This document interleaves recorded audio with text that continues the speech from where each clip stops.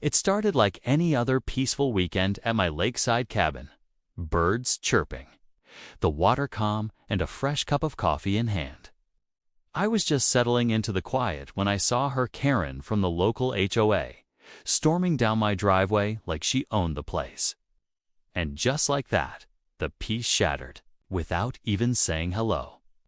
She launched into a rant about how I was trespassing on community property, pointing at my dock, my fire pit, even my cabin itself.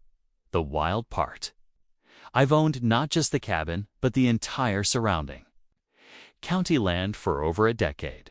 She didn't know that. And honestly, I wasn't about to explain it to someone who didn't even bother to ask. But Karen wasn't having it. When I calmly told her she was mistaken and politely asked her to leave my private property, she pulled out her phone and said those magic words, "I'm calling 911. Yep, she actually called the police on me, at my own cabin, on land I legally own. You could tell she expected me to panic, to fold and pack up. Instead, I poured myself another cup of coffee and waited. What she didn't expect was what came next. The cops arrived, sure, but things didn't go the way she had planned. And as it turns out, calling the authorities when you're the one trespassing isn't the smartest move, especially not when the landowner has receipts and a few powerful friends. This story doesn't just touch on an overreaching HOA or a nosy neighbor. It's about entitlement, assumptions, and what happens when the wrong person gets too bold in the wrong backyard. And trust me, this showdown was just getting started. Because once Karen realized who I really was, everything changed.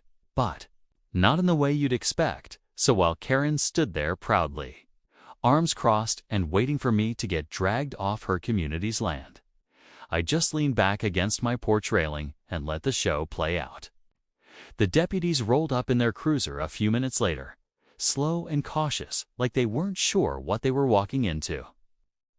Karen marched up to them first, already flailing her arms and pointing at me like she'd caught some dangerous intruder.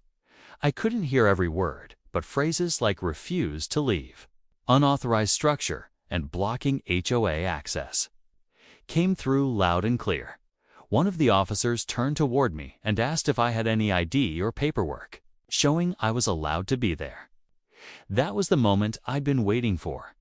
I reached inside and came back with a thick folder titled deeds, survey maps, tax receipts, even an old letter from the county confirming that I owned every inch of land within a certain radius. Not just the cabin, not just the dock, everything. The look on their faces shifted quick. Karen noticed it too. Her smug expression started to crack, but she still wouldn't back down. She kept repeating that the HOA had rules and that my cabin violated their aesthetics. Aesthetics. On land I owned before their little HOA even existed. I could tell the officers were trying to stay neutral, but even they were getting tired of her pushing. That's when one of them quietly asked me if I wanted to press charges for trespassing. I didn't answer right away. I was still watching Karen, watching her try to figure out how this had turned so fast. She wasn't just confused, she was starting to get nervous. But this wasn't even the beginning of the real story. Because what I found out later, Karen wasn't just a random HOA board member. She had a secret hand. It was tied directly to my land. Karen's tone shifted fast once the officers didn't take her side. She went from smug to defensive, insisting that the HOA had jurisdiction and that I was disrupting community harmony. I didn't respond. I just handed the deputies a copy of the legal documents again and watched her eyes twitch as they read the fine print. But that's when things took a strange turn. One of the officers asked me almost too casually.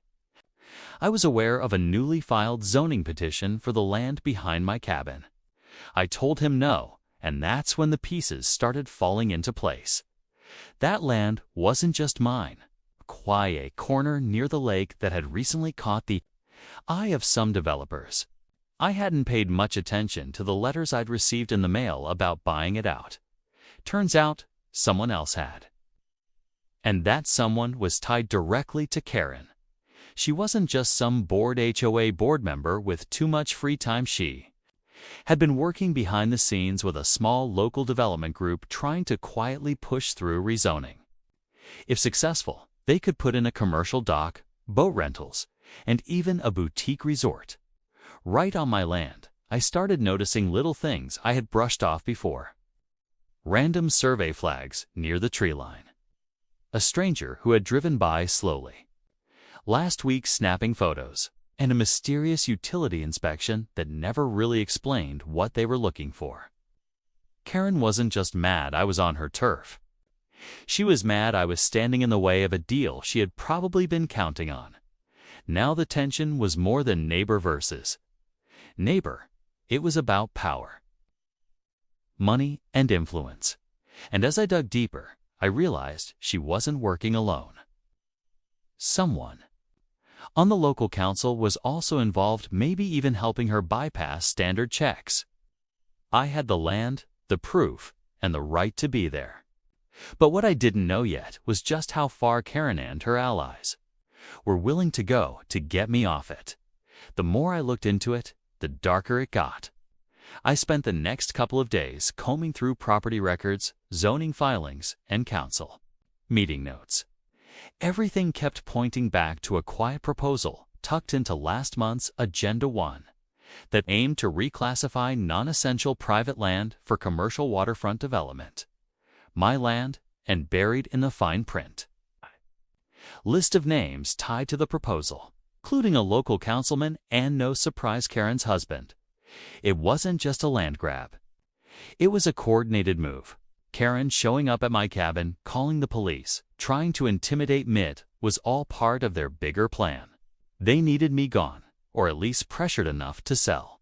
And when the legal route didn't work, they leaned into the noise, hoping I'd just get fed up and walk away. But they underestimated one thing: I wasn't going anywhere that weekend. Things escalated. I woke up to find my dock chained off with a big red sign claiming unsafe structure, pending removal. It wasn't from the county. It was from the HOA, and it wasn't even legal. Then the power cut out. I called the electric company. No outages reported.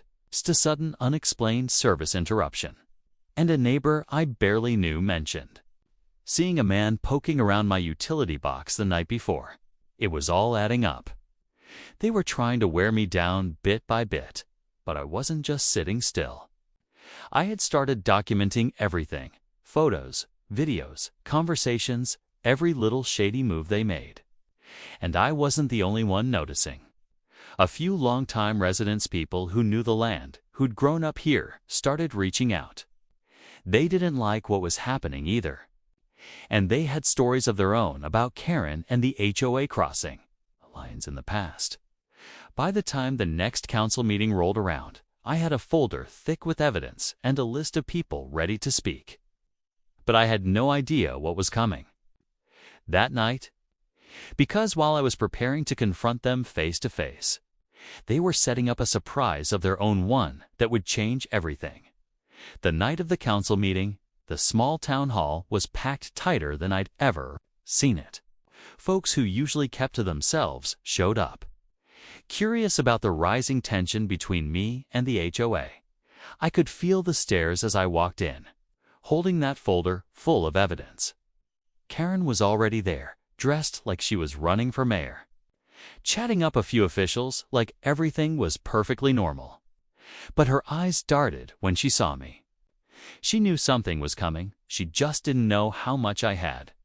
When the public comment section opened, I stepped up to the mic and laid it all out quietly, clearly, and with receipts. I spoke about the illegal zoning push, the manipulation of property records, and the blatant harassment I'd faced since refusing to sell my land. I even brought up the tampered utility box and the fake condemnation notice on my dock. Every word landed harder than the last.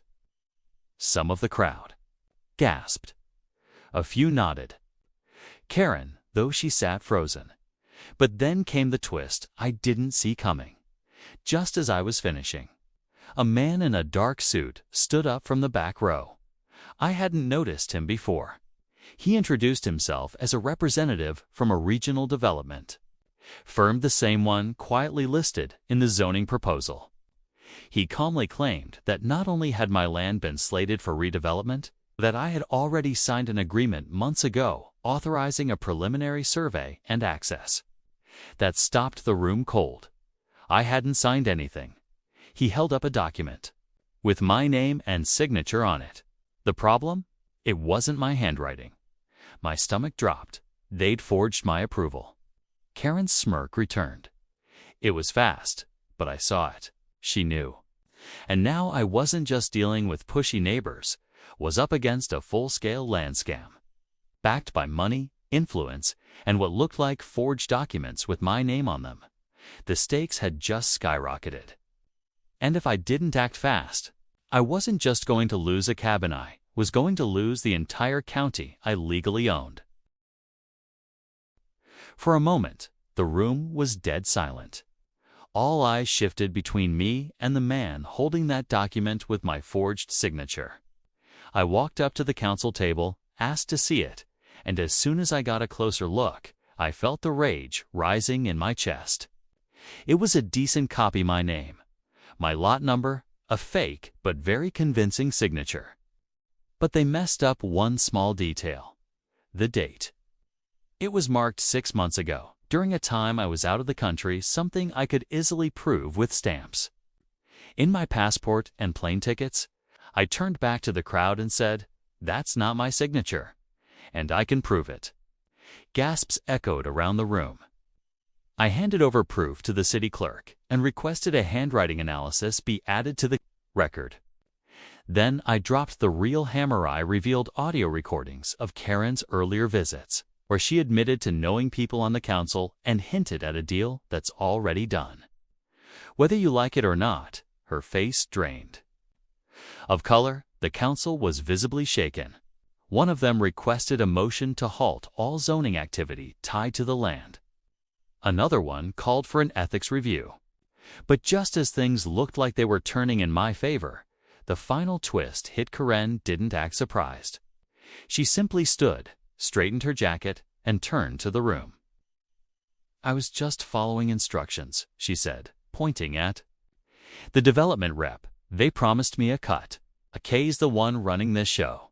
And with that, chaos erupted. Turns out, she wasn't the mastermind, she was just a pawn. The real puppet master was the man in the suit, who slipped out the back while everyone was distracted. The council immediately called for an investigation.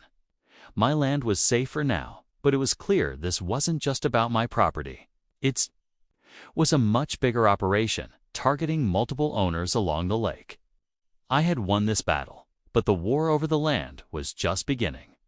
The investigation that followed moved fast.